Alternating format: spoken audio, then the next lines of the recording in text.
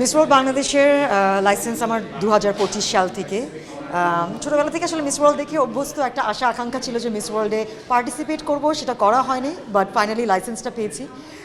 এবং সেটার লক্ষ্য হচ্ছে এমন কিছু ডেলিগেট বের করা, এমন কিছু উইনার বের করা who will give back to their communities, to their societies, to their countries.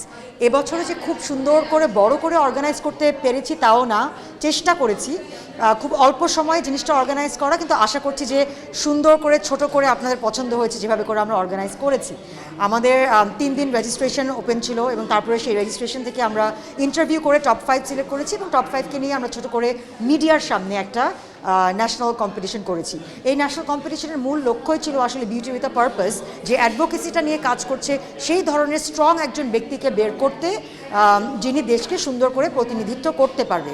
আমাদের যে উইনার হয়েছে সামানজার সাঈদ, তার কাছ থেকে আমার এক্সপেকটেশনস অনেক হাই, কারণ সে খুব সুন্দর করে কথা বলে, একটা প্রজেক্ট নিয়ে অ্যাডভোকেসি নিয়ে কাজ করছে গত 3 বছর ধরে, এবং Miss World platform, Miss World Bangladesh প্ল্যাটফর্মটাকে ব্যবহার করে তিনি এত অল্প সময়ের মধ্যে কিন্তু অনেক এনজিওকে টাই করতে পেরেছে তার হেলথ ফর হাইজিন বাংলাদেশ প্রজেক্টটা নিয়ে।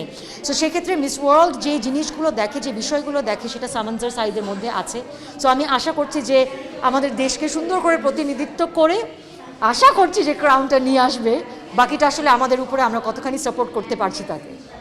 সঠিক প্যাড আর সঠিক তথ্য দিয়ে এসব সামলে নিব এক হয়ে। Monalisa sanitary napkin. আমাদের স্ট্রংগেস্ট পয়েন্ট কিন্তু আমাদের দেশের পপুলেশন, সেটা আমি অনেক বিশ্বাস করি, কারণ যখন দেশের প্রতিনিধিত্ব করতে যায় কেউ, তখন তার কতটা সাপোর্ট আছে সেটা অনেক ম্যাটার করে, এবং সেই সাপোর্টটা দেখানো কিন্তু আমাদের জন্য খুব সহজ, কারণ আমাদের এখন সবার হাতে ইন্টারনেট আছে এবং সেই সাথে আমাদের সবার একটা সোশ্যাল মিডিয়া প্রোফাইল আছে, এবং সেটা ব্যবহার করেই কিন্তু আমরা সামানজার সাঈদকে ফলো করতে পারি, মিস ওয়ার্ল্ড বাংলাদেশের পেজকে ফলো করতে পারি, এবং মিস ওয়ার্ল্ডও এমন একটা ফেসবুক ওকে একটা আলাদা করে প্রোফাইল দিবে যেটা দেখবে যে আসলে কতখানি সাপোর্ট বাংলাদেশ তাকে করতে পারছে।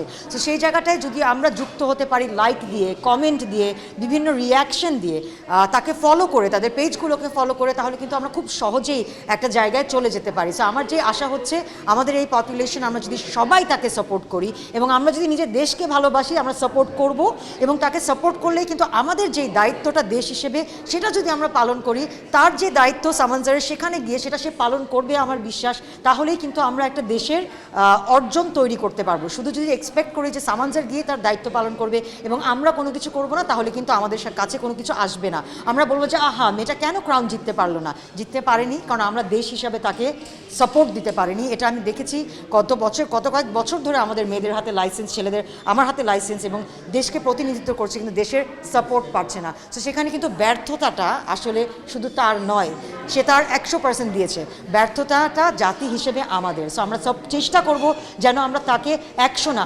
500% সাপোর্ট করতে পারি।